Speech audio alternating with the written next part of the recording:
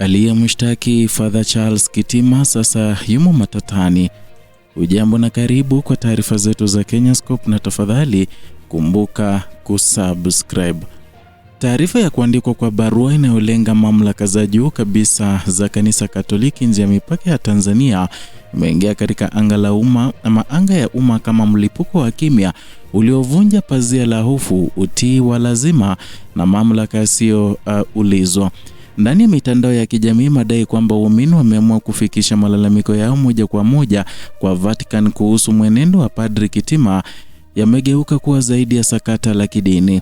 Yamekuwa kioo kinachoonyesha mvutano mpana kati ya mamlaka na uwajibikaji, kati ya hofu na ujasiri, kati ya utamaduni wa kunyamaza na ari mpya ya kuuliza maswali. Katika Tanzania ya leo, hata mijadala ya imani haiwezi tena kutenganishwa na siasa za madaraka. Mjadala huu haukuanzia kwenye baraza la kanisa wala vikao vya siri vya viongozi wa dini, bali kwenye majukwaa ya wazi ya kidijitali ambako sauti zilizokuwa zimezuiliwa kwa muda mrefu sasa zinapata nafasi ya kujieleza.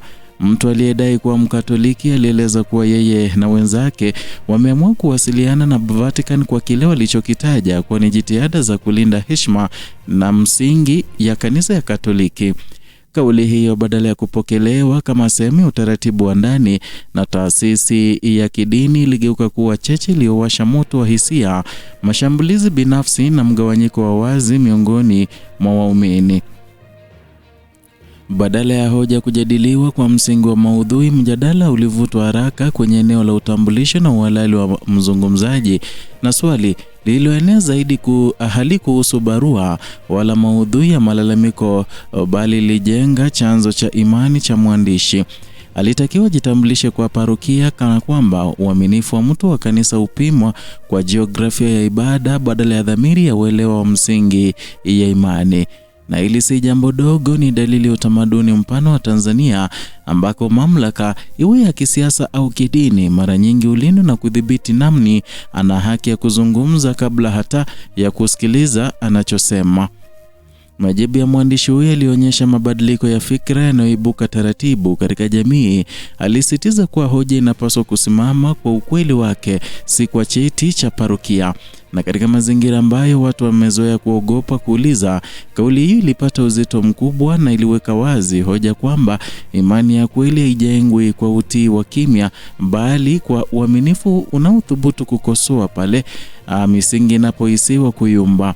Na hapo ndipo sakata la Padri Kitima linapovuka mipaka ya kanisa na kuingia kwenye mjadala mpana wa haki ya kuuliza maswali kati ya jamii inayodhibitiwa na hofu. Tanzania ina historia ndefu ya uhusiano tata kati ya dini na dola, na tangu enzi ya chama za chama kimoja, taasisi za dini zilikuwa miongoni mwa maeneo machache yaliyobaki na nafasi ya kutoa sauti mbadala, ingawa kwa tahadhari kubwa. Katika miaka ya karibuni, hasa baada ya mabadiliko ya kisiasa na kuongezeka kwa udhibiti wa uhuru wa kujieleza, makanisa na misikiti vimejikuta katika nafasi ngumu ya kusawazisha kati ya kulinda nafasi yao ya kijamii na kutokwaza mamlaka ya kisiasa. Ndani ya muktadha huo, viongozi wa dini wanaopata sifa ya kuwa karibu na madaraka au wanaoonekana kuingiliana na siasa huibua hisia kali miongoni mwa waumini. Ulinzi unaotolewa kwa Padri Kitima na baadhi ya waumini unaonyesha upande mwingine wa mvutano huu. Wapo wanaoona lawama dhidi yake kama mashambulizi yenye mizizi ya kisiasa au chuki binafsi. Hoja yao imesisitiza hatari ya kuhamisha mijadala ya ndani ya kanisa kwenda kwenye mitandao ya kijamii, wakionya kuwa hatua hiyo inaweza kuligawa kanisa na kuchanganya waumini. Onyo hili lina mantiki yake, lakini pia linafunua hofu ya zamani, hofu ya uwazi katika taasisi nyingi za Tanzania, kuanzia vyama vya siasa hadi mashirika ya umma. Hoja ya kulinda umoja mara nyingi imetumiwa kuzima maswali halali.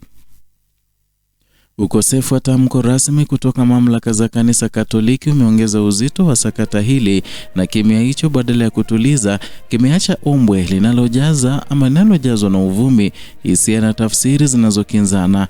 Na katika zama za habari za kasi, ukimya wa taasisi kubwa huwa ujumbe wenyewe, na kwa waumini wengi ukosefu wa msimamo wazi unachukuliwa kama ishara ya kusita kukabiliana na hoja ngumu ya kulinda maslahi fulani yasiyotajwa hadharani.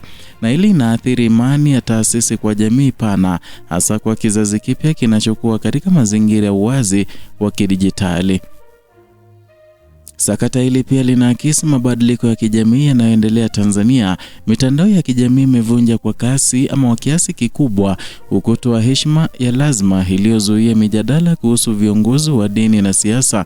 Waumini kama wananchi kwa ujumla wanaanza kuona uwajibikaji si kama uasi bali kama wajibu.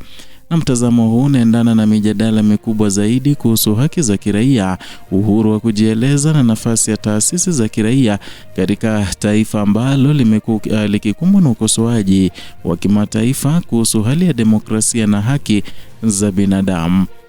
Katika Afrika Mashariki, mifano ya nchi jirani inaonyesha kuwa makanisa yanapochukua msimamo wazi na uwajibikaji huongeza imani ya waumini na jamii kwa ujumla, na pale yanapochagua ukimya au kujifunga katika mantiki ya mamlaka hujikuta akipoteza uhalali wa kimaadili. Tanzania yenye historia ya kutumia dini kama nguzo ya mshikamano wa kitaifa iko katika hatari ya kuruhusu taasisi zake za kiroho zigeuke maeneo mengine ya hofu na utii usiohoji. Mjadala wa Padri Kitima kwa hiyo si kuhusu mtu mmoja pekee, ni simulizi ya mapambano kati ya mifumo ya zamani na mawimbi mapya ya uwajibikaji. Ni ishara ya jamii inayobadilika, ambapo hata waumini wanataka kujua ukweli, taratibu na msingi ya maamuzi yanayogusa imani yao. Ni kielelezo cha jinsi mamlaka, iwe ya kisiasa au ya kidini, yanavyokabiliwa na changamoto mpya katika enzi ya taarifa huria. Mwisho sakata hili bado haujaandikwa, lakini athari zake tayari zinaonekana. Ukimya wa leo unaweza kujenga kuta za kesho kati ya viongozi na waumini, na hofu za kujieleza inaweza kuua imani ya kizazi kipya katika taasisi zinazojengwa kwa misingi ya maadili na ukweli. Tanzania inapokaribia mustakabali wenye changamoto za kisiasa na kijamii, namna ambavyo taasisi zake za kidini zitachagua kujibu maswali magumu itakuwa kipimo cha afya ya demokrasia yake ya kijamii. Kutochukua hatua, kuepuka uwazi au kuzima sauti kwa kisingizio cha umoja kunaweza kuacha taifa likiwa na makanisa tulivu, lakini jamii iliyojawa na mashaka.